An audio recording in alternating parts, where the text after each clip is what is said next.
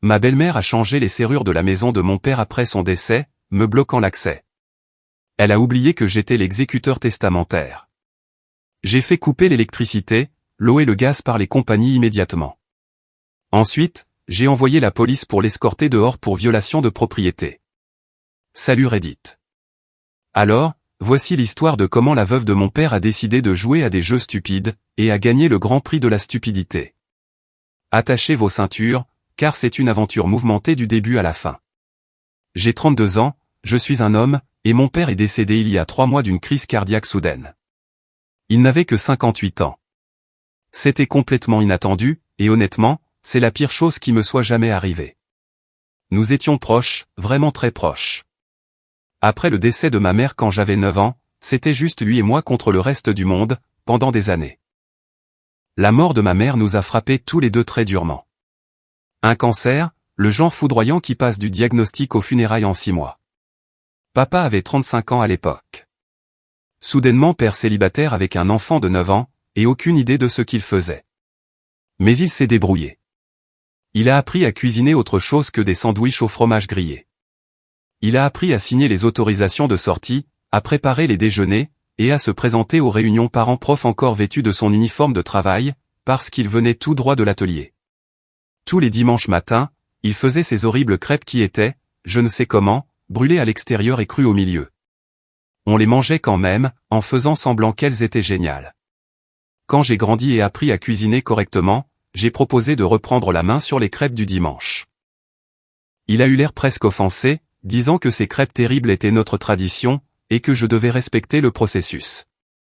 Alors, nous avons continué à manger des crêpes terribles chaque dimanche, jusqu'à ce que je déménage à 24 ans. Il m'a appris à me raser quand j'avais 14 ans, même si j'avais à peine du duvet.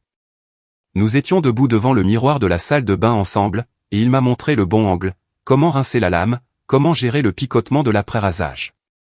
Il m'a appris à changer l'huile de ma première voiture, une Honda Civic délabrée que j'avais achetée pour $800.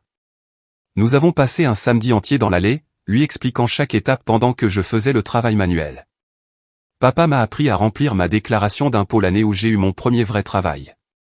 Il m'a assis à la table de la cuisine avec tous les formulaires, et m'a guidé ligne par ligne. Pas de raccourci, pas de version rapide, mais la manière complète et correcte de le faire. Il disait, un homme qui comprend ses impôts est un homme qui comprend son argent. Mais plus que toute compétence spécifique, papa m'a appris à me défendre, à regarder quelqu'un dans les yeux quand il essaie de vous intimider, à parler calmement quand vous avez envie de crier, et à s'éloigner d'une bagarre qui n'en vaut pas la peine. Tout ce que je sais sur le fait d'être un homme, sur le fait de se comporter avec dignité et une force tranquille, je l'ai appris en le regardant naviguer dans la vie. Papa a travaillé comme mécanicien diesel pendant 35 ans.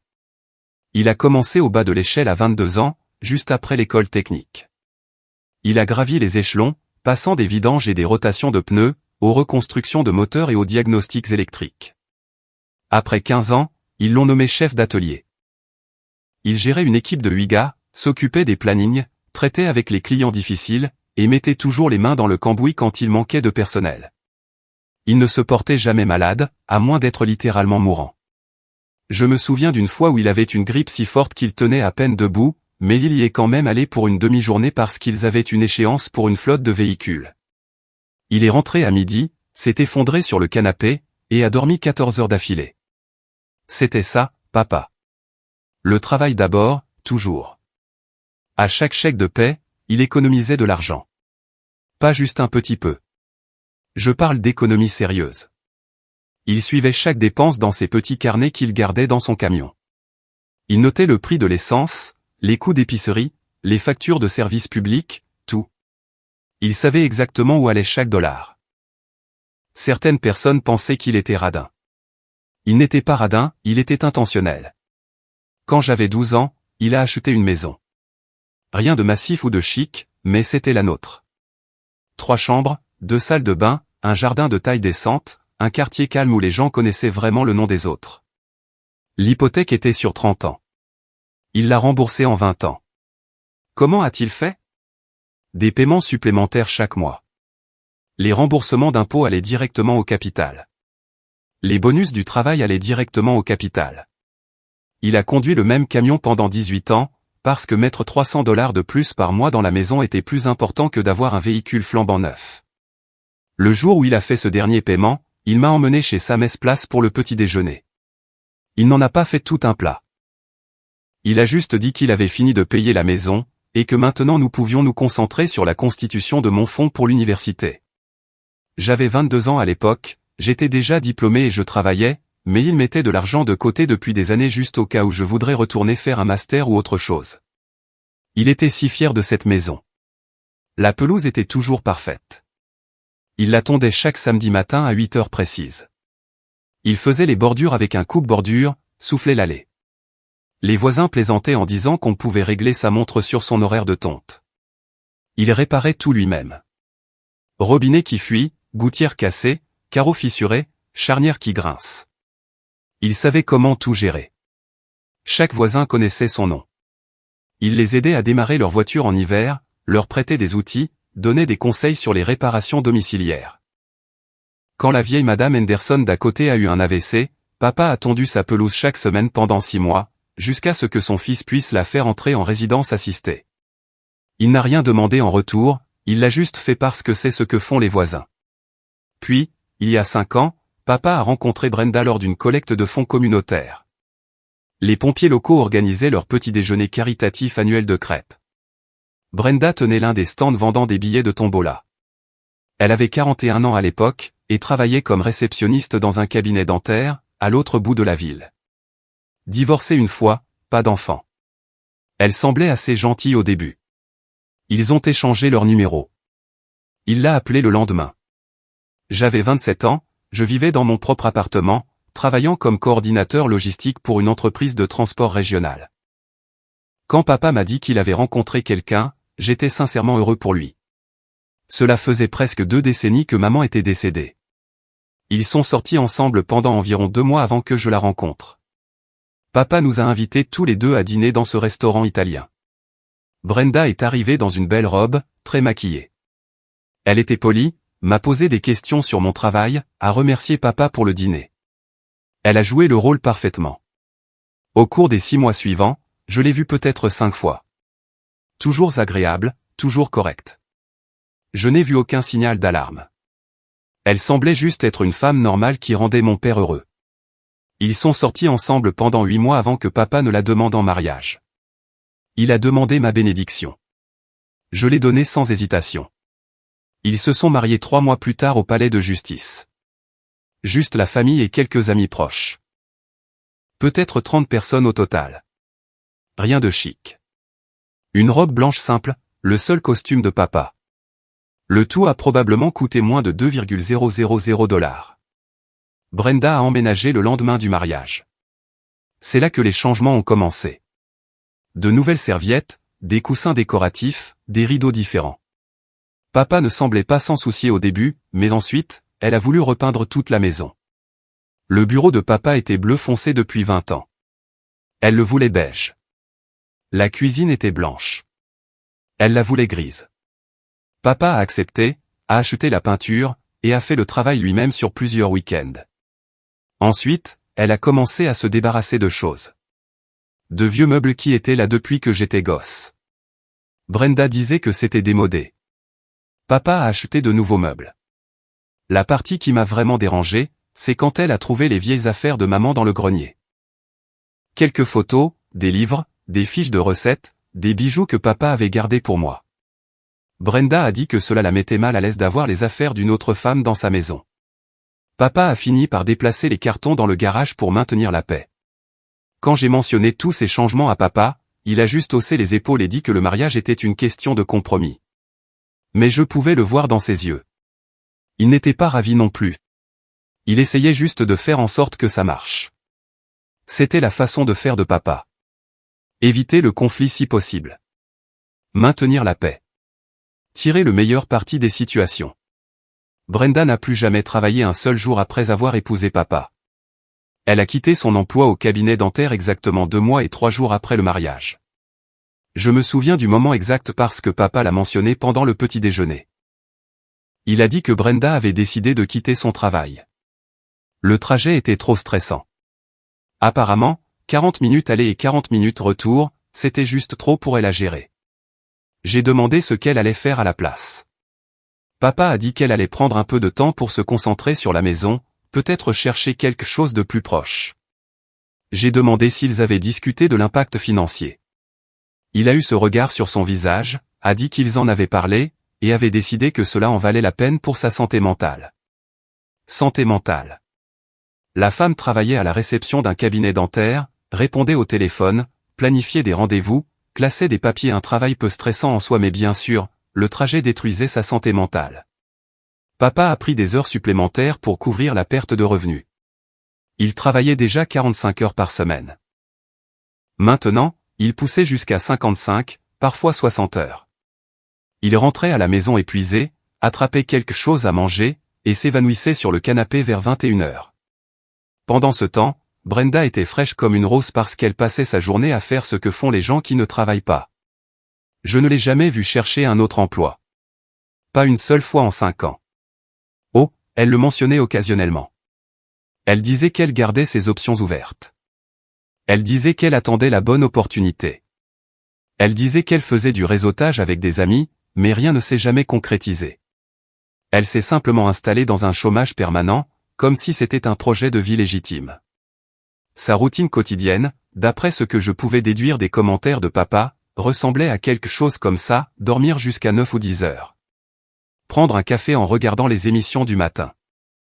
Peut-être aller faire du shopping ou rencontrer une amie pour le déjeuner.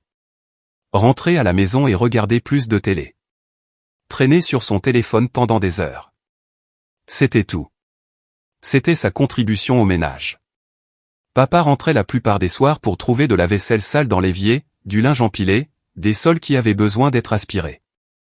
La salle de bain n'avait pas été nettoyée depuis je ne sais combien de temps. Elle était assise sur le canapé en pyjama, au milieu d'un marathon de télé-réalité, mangeant des plats à emporter qu'elle avait commandés avec l'argent de papa.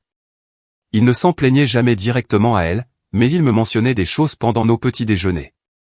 Il disait qu'il avait fait la lessive à minuit parce que rien n'était propre. Il disait qu'il avait nettoyé la cuisine à 23 heures parce qu'il ne supportait plus de voir la vaisselle sale. Il disait qu'il avait passé l'aspirateur le dimanche matin avant que je ne vienne le chercher pour le petit déjeuner. J'ai essayé de parler à papa à ce sujet, sans agressivité. J'ai juste mentionné que peut-être la division du travail semblait un peu inégale. Il travaillait 60 heures par semaine dans un emploi physiquement exigeant. Elle travaillait 0 heures par semaine à ne rien faire du tout. Peut-être qu'elle pourrait gérer les tâches ménagères en retour. Papa s'est mis sur la défensive. Il a dit que Brenda avait sa propre façon de faire les choses. Il a dit qu'elle s'adaptait à la vie conjugale. Il a dit que je ne comprenais pas ce que c'était parce que je n'étais pas marié. Il a dit qu'il appréciait mon inquiétude, mais qu'il gérait la situation. J'ai réessayé peut-être 6 mois plus tard. Même réponse, défensif, protecteur, trouvant des excuses. J'ai réalisé alors que papa savait exactement ce qui se passait. Il n'était pas aveugle. Il n'était pas bête. Il ne voulait simplement pas admettre qu'il avait fait une erreur. Il ne voulait pas admettre qu'il avait mal choisi. Il ne voulait pas être seul à nouveau. Cela m'a brisé le cœur plus que tout. Mon père, cet homme fort qui m'avait appris à me défendre, se laissait exploiter juste pour éviter de rentrer dans une maison vide chaque soir. Il préférait travailler jusqu'à une mort prématurée plutôt que d'admettre que son mariage était une mauvaise affaire. Mais malgré tout ce qui se passait avec Brenda, papa et moi avions toujours notre petit déjeuner hebdomadaire chaque samedi matin. Juste nous deux, dans ce petit restaurant appelé Sam's Place où il allait depuis 30 ans. La même banquette à chaque fois. Coin arrière gauche, vue sur la fenêtre. Sam a pris sa retraite il y a environ 10 ans, mais sa fille a continué à faire tourner l'endroit. Elle connaissait la commande de papa par cœur, 2 œufs retournés, pain complet grillé, pommes de terre rissolées, café noir. Ça ne changeait jamais. Je prenais généralement l'omelette western. Nous restions assis là pendant 1 heure, parfois 2. On parlait du travail. Je lui racontais les drames de la logistique d'expédition, les clients difficiles, mon patron qui ne pouvait pas prendre une décision pour sauver sa vie. Il me racontait les problèmes de moteur qu'il avait résolus, les jeunes mécaniciens qu'il formait, les clients qui pensaient en savoir plus que lui. On parlait de sport, tous deux grands fans de football américain. On se disputait sur les choix de repêchage et les décisions des entraîneurs, et si notre équipe avait une chance d'atteindre les séries éliminatoires. On faisait des prédictions, on notait qui avait eu raison le plus souvent. Le perdant payait le petit déjeuner la semaine suivante. Parfois, on ne parlait pas beaucoup, on restait juste assis à lire le journal, à boire du café, existant dans un silence confortable. Ces matinées étaient sacrées. Elle me rappelait que, sous tout le drame de Brenda, mon vrai père était toujours là. Le gars qui m'a appris à lancer un ballon de football. Le gars qui est resté debout toute la nuit avec moi quand j'ai eu la grippe en 4e. Le gars qui a conduit 6 heures pour m'aider à emménager dans mon premier appartement, même si son dos le tuait. Brenda ne venait jamais à ses petits déjeuners. Elle disait qu'elle n'était pas du matin. Elle ne pouvait pas fonctionner avant 10 heures, ce qui m'allait très bien. Ces matinées étaient à nous, père et fils. Comme c'était le cas pendant 23 ans avant qu'elle n'arrive. Je n'ai jamais dit du mal de Brenda pendant ces petits déjeuners. Je ne l'ai jamais critiqué directement. Papa n'avait pas besoin que j'en rajoute alors qu'il était clairement conscient de la situation. Mais je lui demandais comment il allait, comment il se sentait, s'il était heureux. Il disait toujours qu'il allait bien, que tout allait bien, que je ne devrais pas m'inquiéter pour lui. Mais je pouvais voir la fatigue dans ses yeux qui n'étaient pas là 5 ans auparavant. Je pouvais le voir bouger un peu plus lentement, paraître un peu plus vieux qu'il ne le devrait à 58 ans. Les heures supplémentaires l'épuisaient. Le manque de soutien à la maison l'usait. Mais il avait choisi cette voie, et il n'était pas du genre à se plaindre ou à faire marche arrière. Environ 2 ans après leur mariage, papa a fait quelque chose d'intelligent, quelque chose qui finirait par sauver mon héritage et honorer ses véritables souhaits. Il a mis à jour son testament. C'était un samedi matin, fin septembre. Nous venions de finir le petit déjeuner chez Sam's Place. Je me préparais à partir quand papa m'a demandé si j'avais 1 heure de plus. Il a dit qu'il voulait me parler de quelque chose d'important. Mon estomac s'est noué. Les discussions importantes avec papa signifiaient généralement de mauvaises nouvelles, problèmes de santé, soucis au travail, problèmes conjugaux. Nous nous sommes rassis. Papa a commandé un autre café. Il a sorti une chemise cartonnée de son camion et l'a glissée sur la table. À l'intérieur se trouvaient des documents du bureau d'un avocat spécialisé en planification successorale, un Nouveau Testament, des documents de fiducie, des formulaires de bénéficiaires. Il a tout expliqué méthodiquement.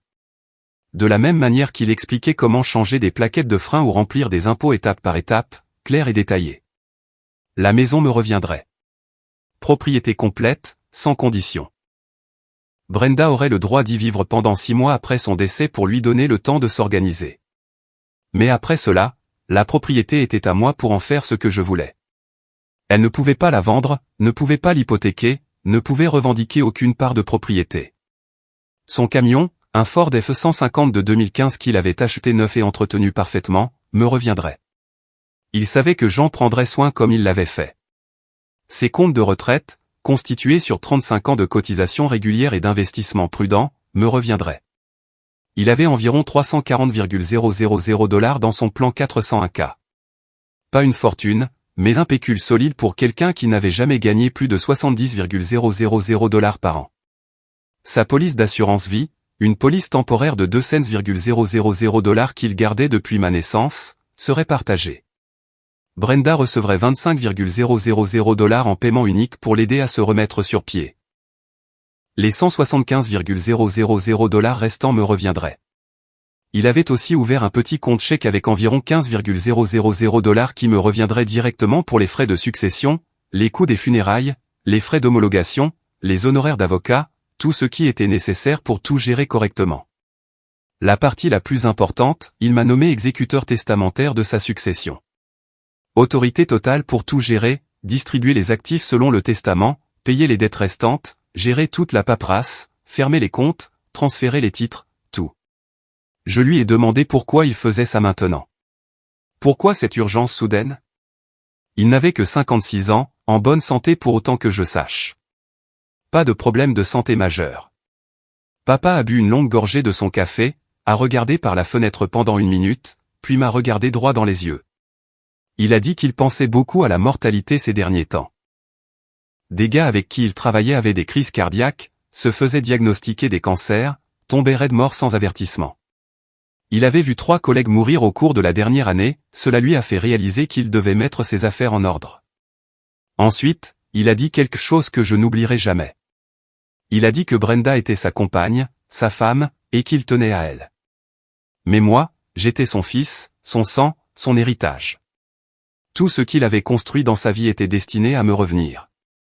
La maison qu'il avait payée grâce à des décennies de travail acharné, les économies qu'il avait accumulées grâce à une planification minutieuse, l'assurance vie pour laquelle il avait payé des primes pendant 32 ans. Il a dit que Brenda serait prise en charge avec les 25,000 $. C'était plus que généreux pour quelqu'un qui n'avait été dans sa vie que depuis 2 ans, et qui n'avait rien contribué financièrement au ménage. Elle pourrait utiliser cet argent pour prendre un nouveau départ, prendre un appartement, construire sa propre vie. Mais tout le reste était à moi parce que je l'avais mérité. Pas par l'argent, mais en étant son fils. À travers toutes les années, c'était juste nous contre le monde. À travers chaque crêpe du dimanche, chaque petit déjeuner du samedi, chaque leçon de vie, chaque souvenir partagé, j'étais sa vraie famille. Tout le reste n'était que de la compagnie temporaire. Je suis devenu émotif juste là dans la banquette, j'ai essayé de faire comme si de rien n'était, mais mes yeux étaient humides. Papa a tendu le bras à travers la table et a attrapé mon épaule. Il a dit qu'il était fier de moi. Fier de l'homme que j'étais devenu. Fier que je sois devenu honnête, fort et capable. Il a dit qu'il me faisait confiance pour gérer sa succession correctement le moment venu. J'ai demandé si Brenda était au courant de tout cela. Il a dit non. Il a dit que cela ne ferait que causer des drames et des disputes inutiles tant qu'il était en vie. Il préférait éviter ce conflit et s'en occuper quand cela compterait vraiment. Il m'a demandé de garder le silence, de ne le dire à personne, de ne pas le mentionner à Brenda si nous parlions, de garder l'information pour moi jusqu'à ce qu'elle soit nécessaire. J'ai accepté. C'était sa décision à prendre, sa succession à planifier, sa vie à vivre comme il l'entendait. Nous sommes allés au bureau de l'avocat le mardi suivant. Un gars nommé Robert Chen qui se spécialisait en planification successorale. Beau bureau, personnel professionnel, il connaissait clairement son métier. Nous avons passé 2 heures à tout passer en revue, nous assurant que chaque document était conforme, chaque signature attestée, chaque formulaire notarié. Robert a expliqué la loi de l'État de Washington concernant les successions, les testaments et les droits du conjoint. Il a confirmé que l'approche de papa était tout à fait légale. Un conjoint ne peut pas automatiquement tout réclamer juste parce qu'ils sont mariés. Le testament du défunt prévaut tant qu'il est correctement exécuté et ne viole pas de protection légale spécifique. À Washington, un conjoint survivant a droit à un certain pourcentage des biens communs. Mais la maison de papa avait été achetée avant le mariage. Ses comptes de retraite avaient été constitués avant le mariage. Le camion avait été acheté avant le mariage. C'étaient des biens propres, pas des biens communs. Par conséquent, il pouvait les laisser à qui il voulait. La police d'assurance vie était un peu différente puisqu'il avait payé certaines primes pendant le mariage, mais parce qu'il laissait les 25,000 $ à Brenda, aucun tribunal ne verrait cela comme s'il la laissait dans le dénuement. C'était une disposition raisonnable pour une épouse de 2 ans. Robert a tout déposé auprès du comté. Le testament original est allé dans le coffre ignifugé de papa à la maison. J'ai reçu des copies certifiées de tout. Le plan de succession était officiel et juridiquement contraignant. Papa a fait une dernière demande avant que nous quittions le bureau de l'avocat. Il a demandé à Robert d'inclure une lettre d'instruction avec le testament. Pas juridiquement contraignante, juste un message personnel expliquant ses décisions au cas où il y aurait des questions ou des contestations après sa mort. La lettre expliquait qu'il aimait Brenda et espérait que l'argent qu'il lui laissait l'aiderait à construire une belle vie. Mais sa responsabilité première était envers son fils, sa chair et son sang, la personne qui avait été là à travers tout. Il espérait que tout le monde respecterait ses souhaits et gérerait la transition pacifiquement. Nous avons quitté le bureau de l'avocat et sommes allés déjeuner. On n'a plus parlé du testament. On a juste mangé des burgers et parlé de football. Papa semblait plus léger en quelque sorte, comme si un poids avait été soulevé. Il avait fait son devoir, pris soin de l'avenir, protégé ce qui comptait le plus. Cette conversation a eu lieu 3 ans avant sa mort. Durant ces 3 années, rien n'a changé en termes de sa relation avec Brenda. Elle ne travaillait toujours pas, ne nettoyait toujours pas, traitait toujours sa maison comme son centre commercial personnel à redécorer quand bon lui semblait.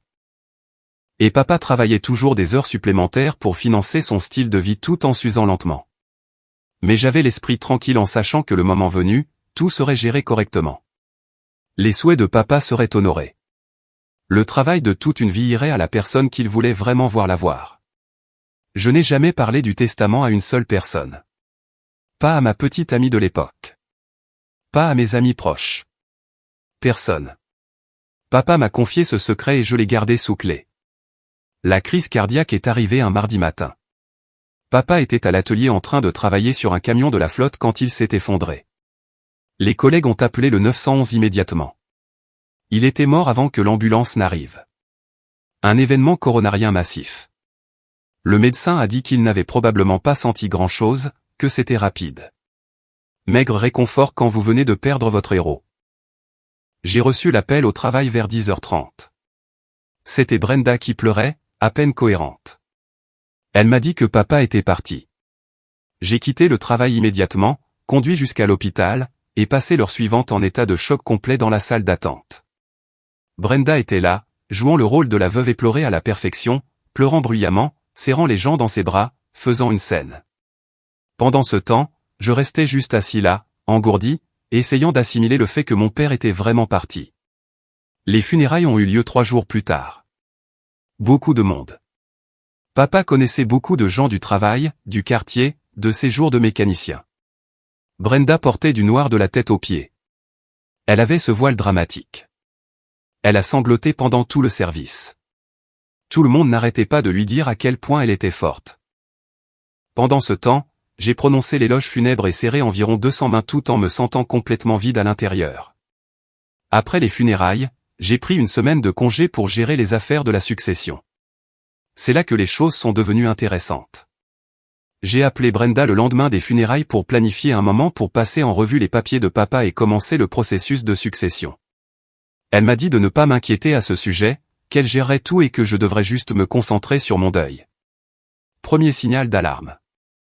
J'ai expliqué que j'étais l'exécuteur testamentaire et que je devais légalement être impliqué. Elle est devenue silencieuse une seconde, puis a dit que papa ne lui avait jamais rien mentionné à ce sujet. Je lui ai dit que nous pourrions passer en revue le testament ensemble et tout éclaircir. Elle a dit que cela semblait bien et que nous pourrions nous retrouver à la maison le vendredi. Vendredi est arrivé. Je me suis présenté à la maison à 14h comme convenu. J'avais mes copies du testament, les documents de la succession, tout organisé dans un dossier. J'ai sonné à la porte. Pas de réponse. J'ai sonné à nouveau. Rien. J'ai appelé le portable de Brenda. Directement sur la messagerie vocale. J'ai essayé la porte verrouillée. J'ai essayé ma clé. Elle ne marchait pas. Elle avait changé les serrures. Je suis resté là pendant une bonne minute, juste à fixer ma clé dans ma main, essayant de comprendre ce qui se passait. Cette femme avait changé les serrures de la maison de mon père décédé moins d'une semaine après ses funérailles. La maison que je possédais légalement selon son testament, la maison où j'avais grandi. Elle m'avait bloqué l'accès à ma propre propriété. Je l'ai appelée à nouveau, messagerie vocale. Je lui ai envoyé un texto, pas de réponse. J'ai fait le tour de la maison en vérifiant les fenêtres. Tout était bien verrouillé. Sa voiture était dans l'allée, donc je savais qu'elle était là. Elle m'ignorait, tout simplement. Je me suis assis dans mon camion dans l'allée pendant environ 20 minutes, passant en revue mes options. Je pourrais appeler la police, mais sans pouvoir prouver la propriété tout de suite, cela pourrait ne mener nulle part. Je pourrais impliquer un avocat, mais cela prendrait du temps et de l'argent. Ou je pourrais gérer ça moi-même.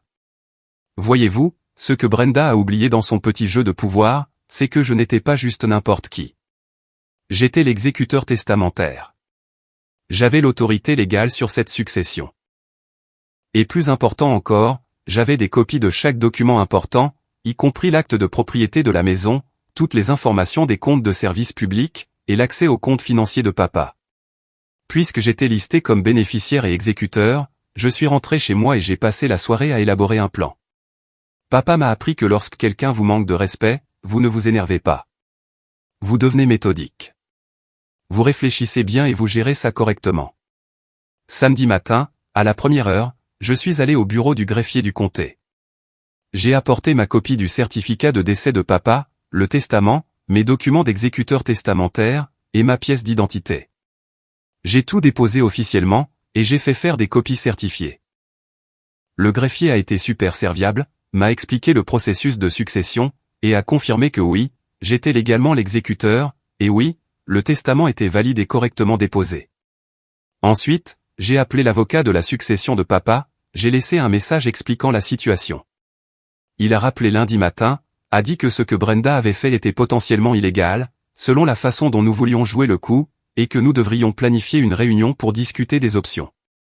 Nous l'avons fixé pour mercredi, mais je n'allais pas attendre jusqu'à mercredi pour agir. Lundi après-midi, j'ai commencé à passer des coups de fil.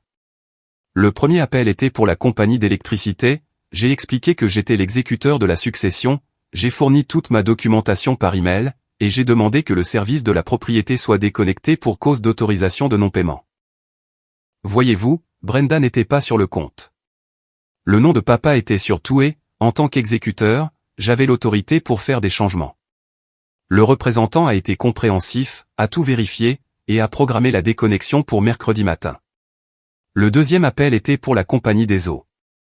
Même processus, documentation fournie, situation expliquée, déconnexion demandée. Ils ont été en fait plus serviables que la compagnie d'électricité. Ils ont dit qu'ils pourraient envoyer quelqu'un mardi après-midi. Le troisième appel était pour la compagnie de gaz. À ce stade, je maîtrisais la routine. Documentation envoyée. Autorité d'exécuteur vérifiée. Déconnexion prévue pour mardi matin. Je veux être clair ici. Je ne faisais pas ça par mesquinerie. Je le faisais parce que Brenda m'avait bloqué l'accès à ma propre propriété, et refusait de communiquer. Elle voulait jouer à des jeux. Très bien.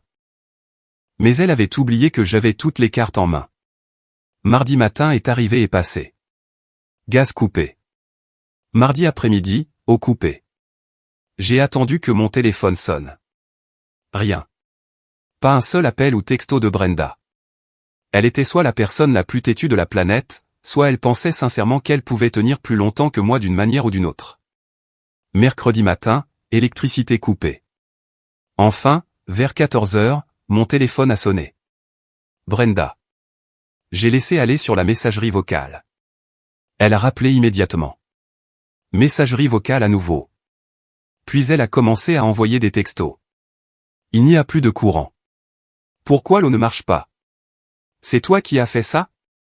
Appelle-moi tout de suite. C'est la maison de ton père. Tu n'as aucun droit. Je n'ai pas répondu.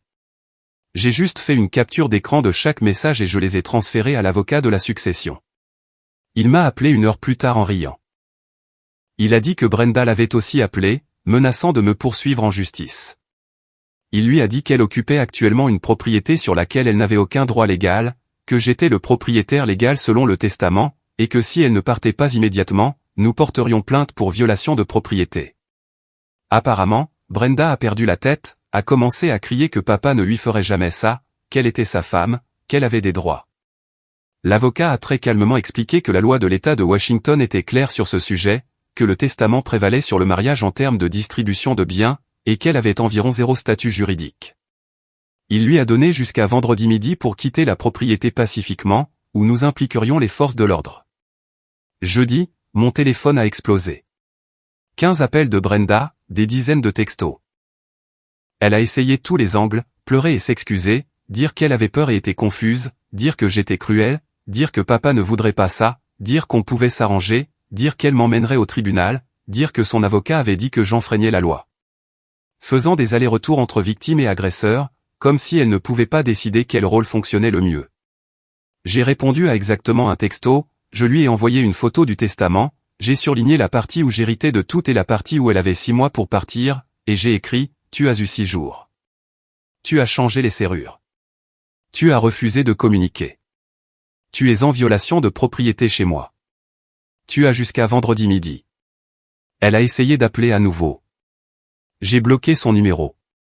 Vendredi matin, j'ai rencontré l'avocat de la succession à 9 heures. Nous avons tout passé en revue. Il a confirmé que j'avais tout fait dans les règles. Les coupures de service public étaient légales puisque j'étais l'exécuteur et le propriétaire. Le changement de serrure par Brenda était en fait illégal puisqu'elle avait modifié une propriété qu'elle ne possédait pas sans permission.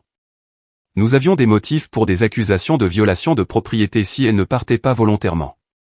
À 11 heures, j'ai conduit jusqu'à la maison, j'ai amené l'avocat avec moi, et aussi 2 officiers de police. J'avais appelé la ligne non urgente jeudi soir, expliqué la situation, fourni toute ma documentation à l'avance. Le répartiteur a dit qu'ils enverraient des officiers pour maintenir la paix pendant l'expulsion. Nous sommes tous arrivés à la maison à 11h45. La voiture de Brenda était dans l'allée. Les officiers ont frappé à la porte. Pas de réponse. Ils ont frappé à nouveau, se sont annoncés comme étant la police. La porte s'est ouverte. Brenda avait l'air terrible. Cheveux en désordre, pas de maquillage, portant les mêmes vêtements que je lui avais vus aux funérailles. La maison derrière elle était sombre. Pas de lumière, pas de courant, 3 jours sans service public. Elle m'a regardé avec une haine pure. Les officiers ont été professionnels. Ils ont expliqué qu'elle devait quitter la propriété immédiatement, que c'était une affaire civile, mais qu'elle était actuellement en violation de propriété, et que si elle ne partait pas pacifiquement, ils devraient l'arrêter. Ils lui ont montré toute ma documentation, le testament, les papiers d'exécuteur, l'acte de propriété, tout. Brenda a essayé d'argumenter, a dit que je mentais, a dit que le testament était faux, a dit que papa lui avait promis la maison. Les officiers n'étaient pas intéressés. Ils avaient déjà tout vérifié avec le comté. Ils lui ont donné un choix, partir maintenant avec tout ce qu'elle pouvait porter, ou partir menottes au poignet et récupérer ses affaires plus tard. Elle a commencé à pleurer, de vraies larmes cette fois, pas les pleurs de comédie des funérailles.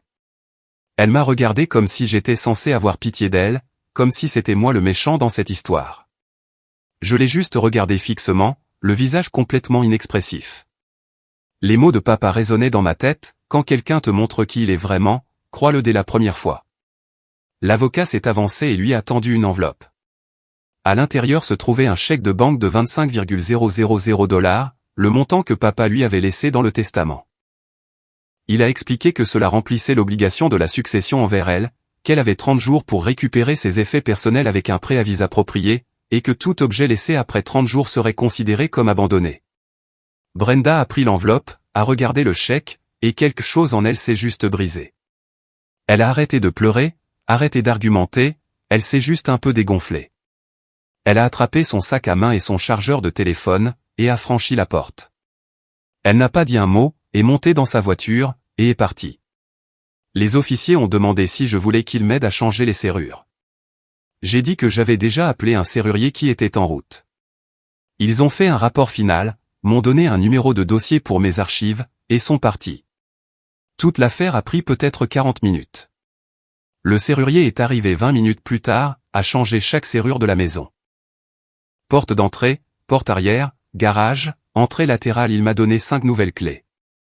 J'ai traversé la maison après son départ, absorbant tout simplement la scène. L'endroit était un désastre. Brenda avait clairement vécu comme un raton laveur ces 3 derniers jours. De la vaisselle sale partout, les poubelles qui débordaient. Le réfrigérateur commençait à sentir mauvais puisque le courant était coupé depuis 2 jours. Mais sous tout cela, je pouvais toujours voir la maison de mon père, l'endroit où j'avais grandi, l'endroit qu'il avait travaillé si dur pour payer et entretenir. J'ai passé tout le week-end à nettoyer. J'ai appelé les compagnies de services publics, j'ai tout fait remettre à mon nom, j'ai jeté toute la nourriture du frigo, nettoyé chaque surface, ouvert chaque fenêtre pour aérer l'endroit, j'ai trié les affaires de papa, ses vêtements, ses outils, ses objets personnels. J'ai pleuré plus ce week-end-là que je ne l'avais fait depuis les funérailles.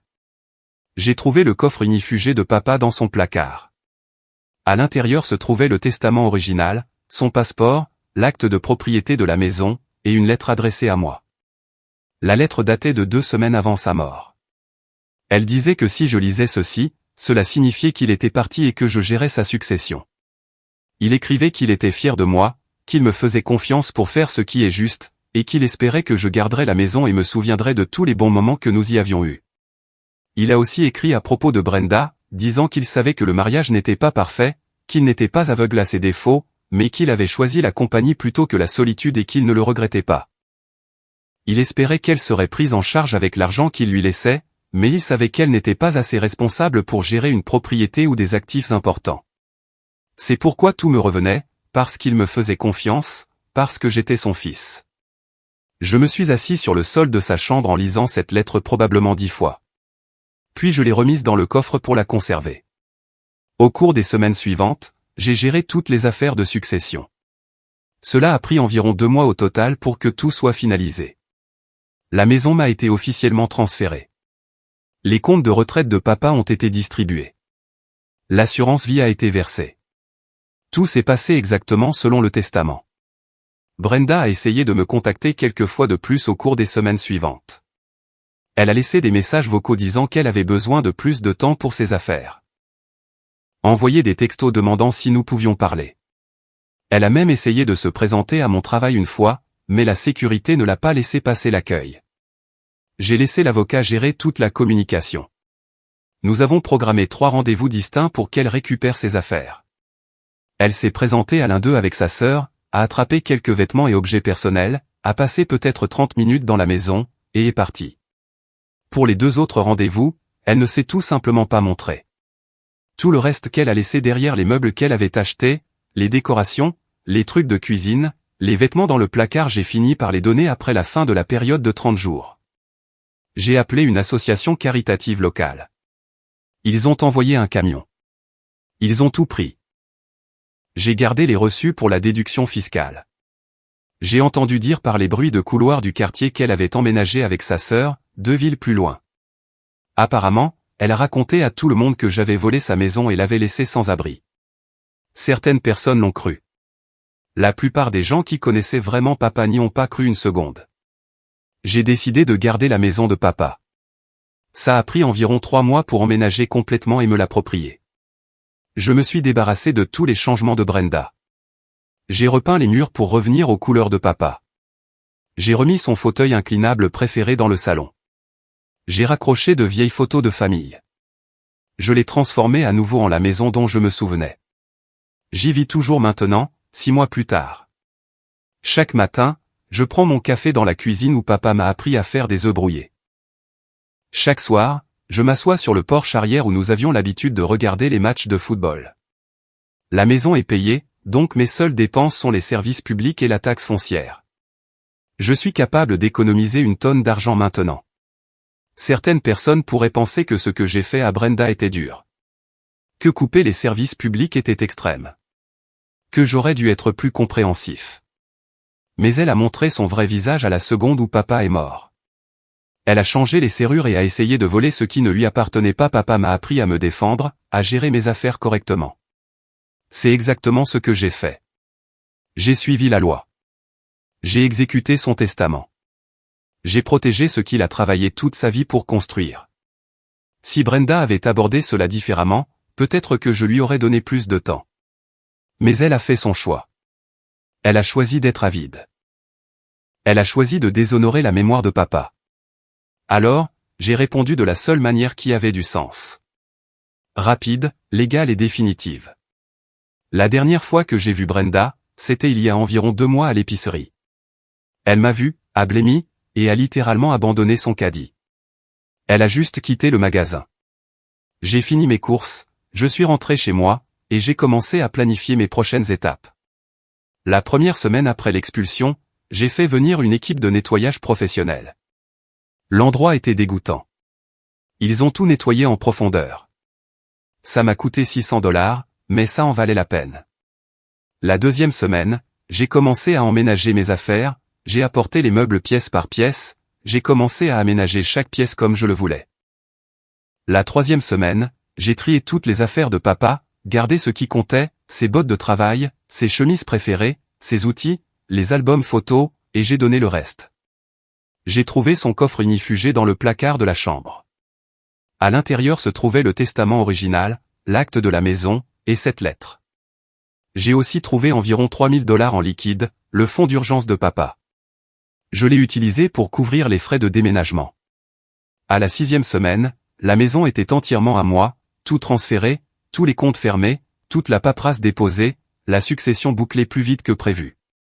L'avocat a dit que c'était l'une des successions les plus propres qu'il ait gérées depuis des années. J'ai gardé le camion de papa avec 140,000 miles qui roulait parfaitement. J'ai vendu ma vieille berline et j'ai commencé à le conduire quotidiennement. L'argent de la retraite, environ $340,000 après impôts, je l'ai transféré sur mes propres comptes. Je n'y ai pas touché.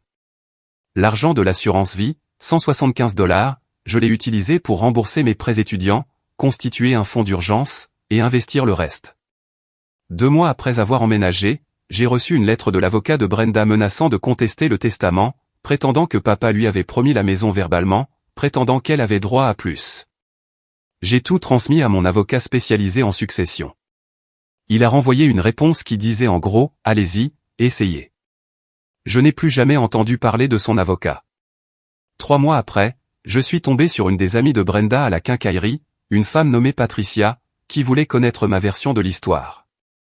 Elle a dit que Brenda racontait à tout le monde que j'avais falsifié le testament. Je lui ai dit la vérité. Papa a fait son testament 3 ans avant de mourir avec un avocat professionnel. Tout était légal et documenté. Si Brenda racontait autre chose aux gens, c'était son problème. 4 mois après, j'ai commencé à faire de vraies améliorations. J'ai réparé le robinet qui fuyait dont papa ne s'était jamais occupé, remplacé le vieux chauffe-eau, mis à niveau le panneau électrique dans le garage. J'ai aussi commencé à organiser des barbecues comme papa le faisait. J'ai invité les voisins. Ils ont mangé des burgers et raconté des histoires sur lui. Ça faisait du bien de garder sa mémoire vivante de cette façon. 5 mois après, Madame Patterson a dit qu'elle avait vu Brenda passer devant la maison 2 fois cette semaine-là. J'ai installé un système de caméras de sécurité juste au cas où elle tenterait quelque chose de stupide. 6 mois après la mort de papa, j'avais la maison exactement comme je le voulais. Mes affaires mélangées aux siennes. De nouvelles améliorations mélangées à de vieux souvenirs. Je vais toujours chez Sam's Place chaque samedi matin. Même banquette, omelette western, je lis le journal. Parfois, j'imagine papa assis en face de moi. La maison vaut environ $420,000. Pas d'hypothèque. Combiné avec tout le reste, papa m'a laissé près d'1 million d'actifs au total. Pas mal pour un mécanicien diesel qui n'a jamais gagné plus de $70,000 par an. Je pourrais vendre demain et empocher l'argent, mais je ne le ferai pas. Cette maison représente tout ce pourquoi papa a travaillé. Je la garde et je l'entretiens comme il le faisait. Aux dernières nouvelles, Brenda travaille dans la vente au détail pour le salaire minimum, vivant avec sa sœur. Les $25,000 ont probablement disparu. Pendant ce temps, je vis sans hypothèque dans une maison payée, je construis mon patrimoine, et j'honore la mémoire de mon père chaque jour. Papa m'a appris qu'il ne faut pas s'énerver, il faut être méthodique, et protéger ce qui est à soi. C'est exactement ce que j'ai fait.